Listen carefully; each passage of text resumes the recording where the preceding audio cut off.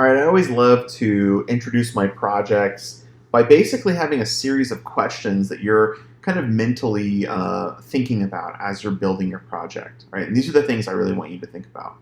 So first, what is a photograph, right? How do you define that term photograph? What does photography mean today? And by today, I mean right this second. What does it mean to be a photographer? What does it mean to have photography as a class, right?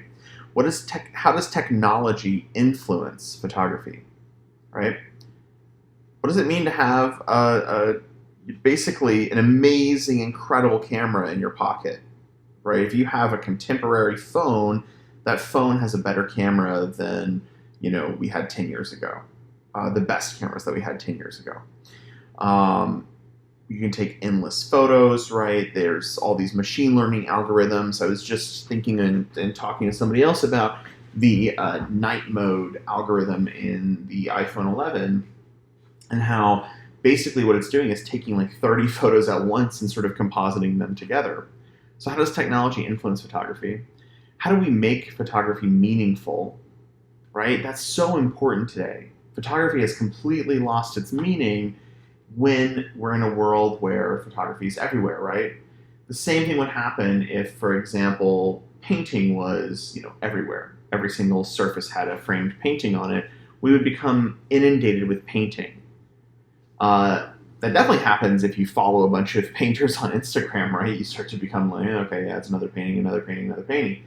Same thing with photography, right? We're all photographers. We all follow people on Instagram. We all, use these different services, and we see photographs all the time. And then lastly, what does it mean to have a camera with us all the time, right, in our pockets? What does that mean as a society, as a culture talking about art, as a culture talking about photographs? Okay, so with these in mind, I'm going to release, next class we'll talk more in depth about the project, but I'm going to release the project stuff pretty soon, and you can look at it and look over what the requirements are. But I want you to just start thinking these things over. I don't want to give you the requirements for the project beforehand because then you'll just kind of do it. I want you to really think this through. Okay? Let's hop to the next thing, which is camera settings. And this is a bit much. All right, I'm warning you ahead of time. This is a lot. I'm going to go over this stuff very quickly because one, I know you can pause the video, and two, I don't expect you to retain all of this because frankly, if you tried to retain all of it and you tried to think about every single thing every time you shot a photograph, you would go insane and you would never take a good photograph, okay? But you should know what these things are, and as the semester goes on, you're gonna really learn what each of these are in depth, and you're gonna just know how to use them. You're not gonna have to worry about setting up, the ISO every time you take a shot, but you should know what an ISO is. So let's go through these. All right, we got ISO, aperture, f-stop, shutter speed, focus, white balance, exposure, format, and mode, which is AV, TV, PM. Some of these might be a little bit different. They're different terms. A lot of these mean the same thing, but we're going to go through them. Okay, so there's this concept of the exposure triangle that I'll get into next class a little more, but basically there's three things: ISO, aperture, which is also sometimes called f-stop. These are sort of interchangeable terms, and shutter speed. ISO, shutter speed, aperture. Okay, ISO, shutter speed, aperture. That's the triangle of exposure. And exposure means how bright or how dark something is. Okay, so those three things deal with how bright or dark something is, just on a basic level. And ISO, I like to go over first. Sorry, my PowerPoint just messed up. There we go. Because I think it's the one that people mess up the most. Okay, so ISO, it's measured in numbers, so you're going to see big numbers like 50, 200, 400, 1600, 3200, etc. ISO is a digital enhancement of light. The lower the number, so 50, the darker the image, but less noise. Noise refers to grain, static, okay? The higher the number, the brighter the image, the more noise. Why does your phone look like crap whenever you take a picture in a dark room? Because it's jacking up the ISO to compensate to try to make the image brighter, and then it produces more noise, and it looks like staticky awfulness and looks like crap, right? You take a picture in a dark room, doesn't look good. So ISO is one of the first things that people screw up because they set it way too high, all right? Generally, you want to use as low of an ISO number as you can possibly get away with, okay? And this is because, like I said, it really distorts images, okay? Now, ISO is one of those things that if you have a more expensive camera, you can go higher on it, all right? I remember when I first started working with a Cinered camera, which was, at the time whenever it was released, my company had paid $250,000 for this camera. It's a $250,000 camera.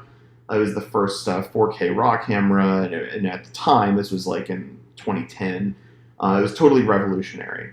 And you could crank the ISO on that thing to like basically an endless level. You could shoot super, super, super dark, and it looked beautiful all the time. Okay, Shutter Island, I believe, was shot on that. I could be wrong.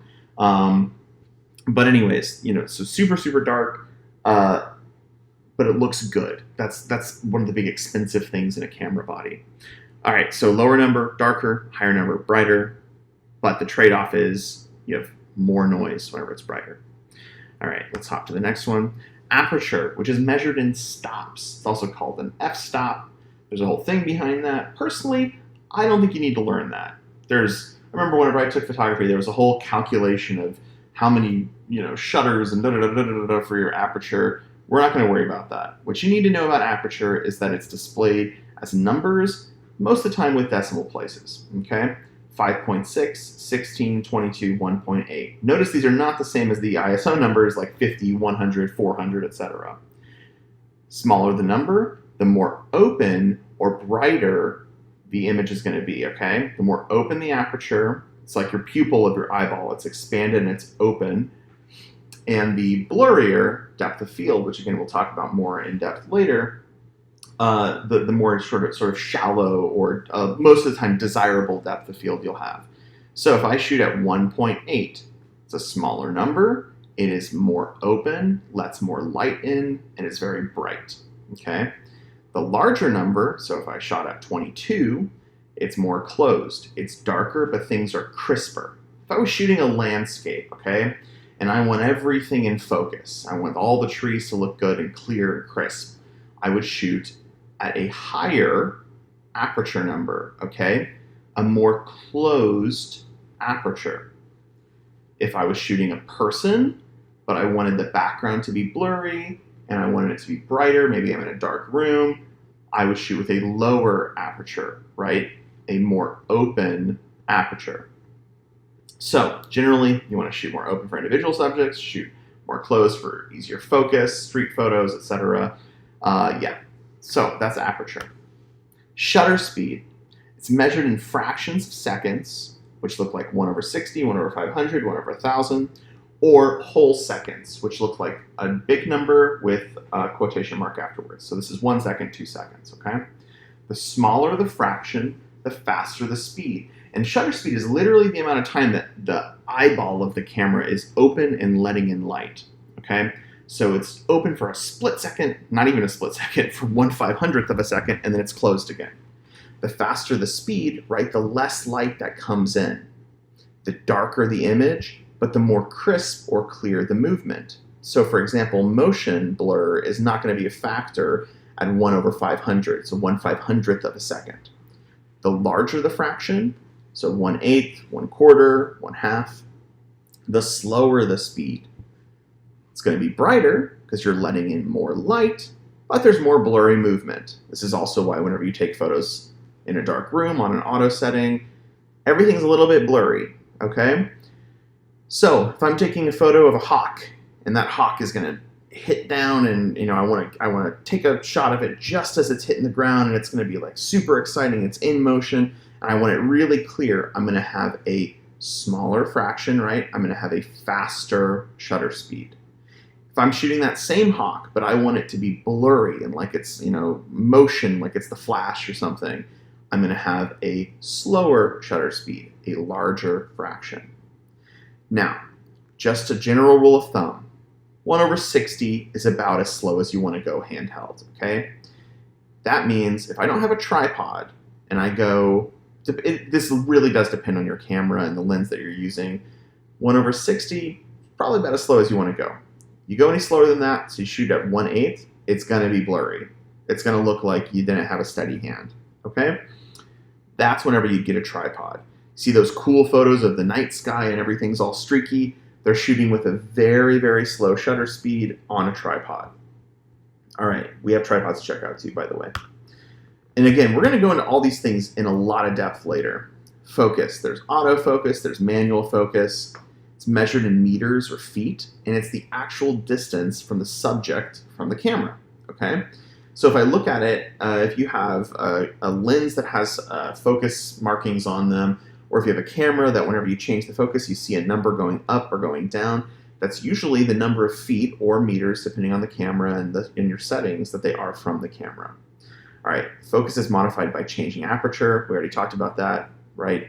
Bigger aperture, more open, smaller number, but it's more open. It has a more shallow focus, meaning more things are blurry.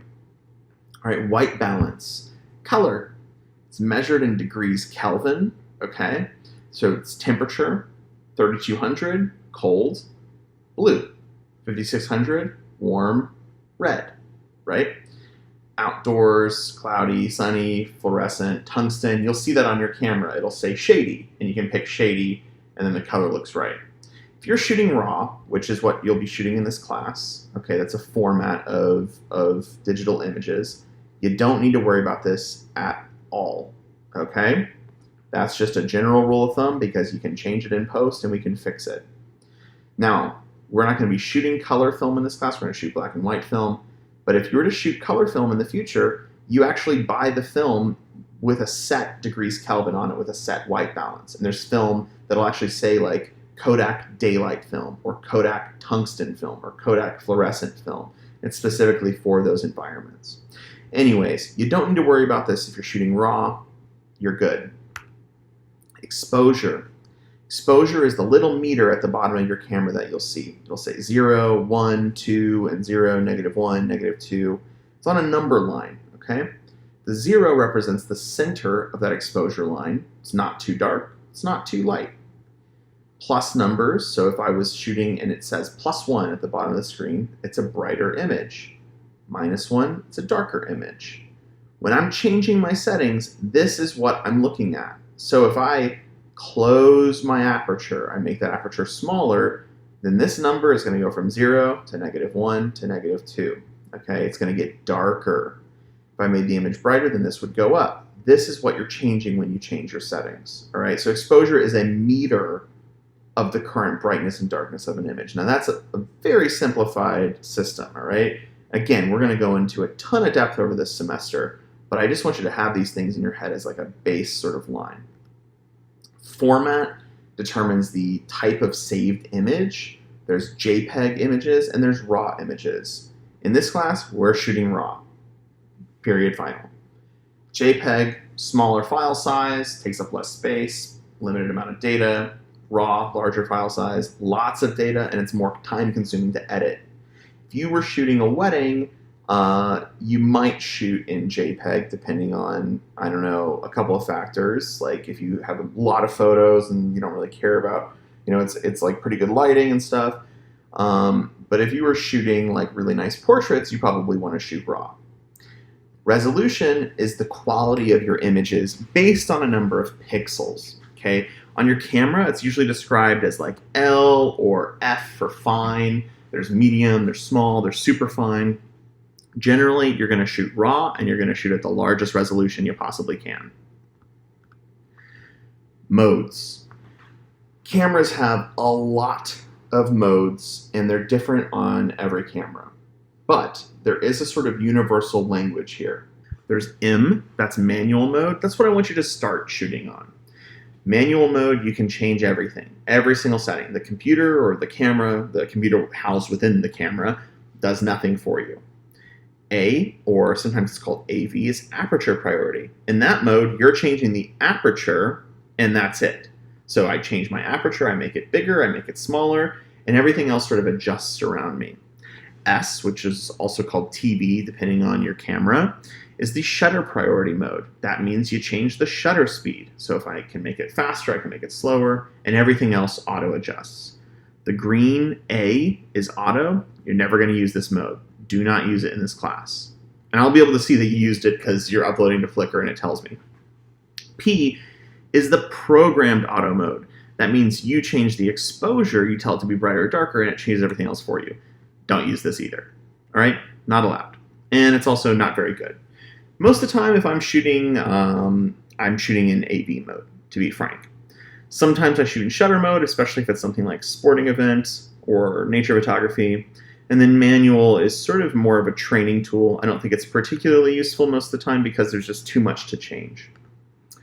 So here's your homework. You've made it to the end of this very long video, and this is a very, very big deal. That's right. By Tuesday, you are going to take 50 photos. 50.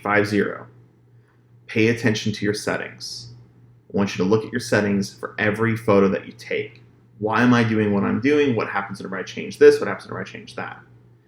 Then, from those 50 photos, you're going to curate 5 photographs. These should be 5 amazing photographs.